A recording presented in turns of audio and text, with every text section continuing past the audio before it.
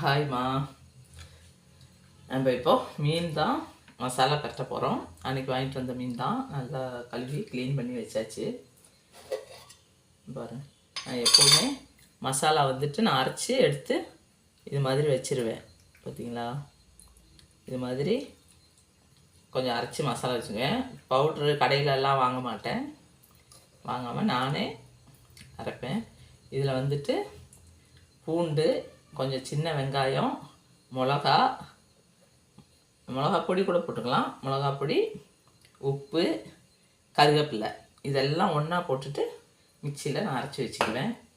அரைச்சி வச்சுட்டு இப்படி மீன் எடுத்துகிட்டு இது மேலே நல்லா அப்ளை பண்ணிட வேண்டியது தான்.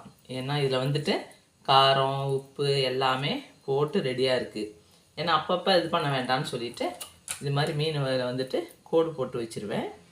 கோடு போட்டுட்டா அந்த மசாலா எல்லாம் உள்ளே போயிடும்.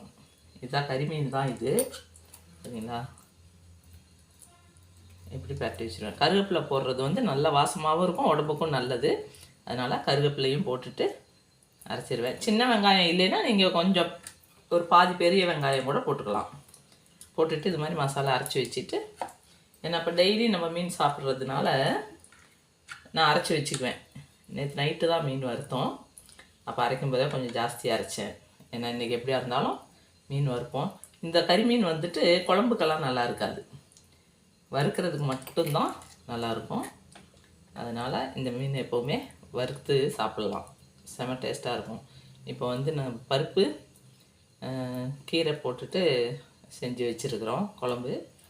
அந்த குழம்புக்கு தான் இந்த வறுத்த மீன் வச்சுட்டு இப்போ சாப்பிட போகிறோம்.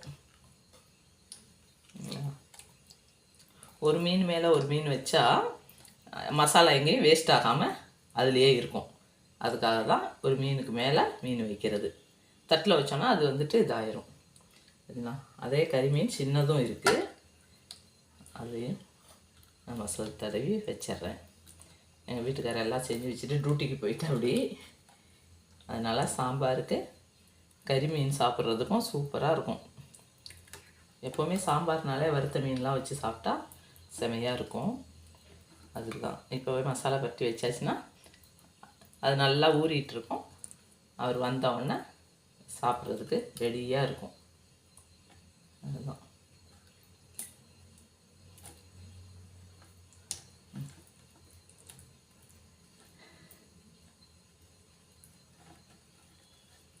வெங்காயமும் ஜாஸ்தி போட்டுறக்கூடாது, வெங்காயம் ஜாஸ்தி போட்டாலும் நல்லா இருக்காது. பூண்டு எவ்வளோ வேணாலும் போட்டுக்கலாம், வெங்காயம் கம்மியாக பண்ணிக்கணும். இந்த மசாலாவுக்கு வெங்காயம், பூண்டு, கருவேப்பிலை, மிளகாத்தூள், உப்பு, அவ்வளோதான். இதெல்லாம் போட்டுட்டு நம்ம அரைச்சிட்டு மசாலா தேய்ச்சிட வேண்டியதுதான். அதில்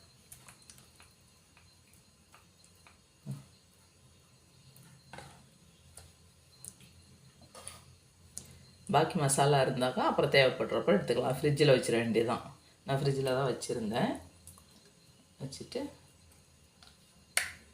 தேவைப்படுறப்ப நம்ம எடுத்துகிட்டு மசாலா கட்டி வச்சுக்கலாம், அவ்வளோதான். குட்டி கறி மீனும் இருந்துச்சு வாங்கிட்டு வந்ததில். ஆனால் எல்லா மீனுமே வறுத்து தான் சாப்பிட்ணும். குழம்பு வைக்கலாம், தப்பு இல்லை. ஏன்னா அந்த அளவுக்கு டேஸ்ட்டு கிடைக்காது, அவ்வளோதான்.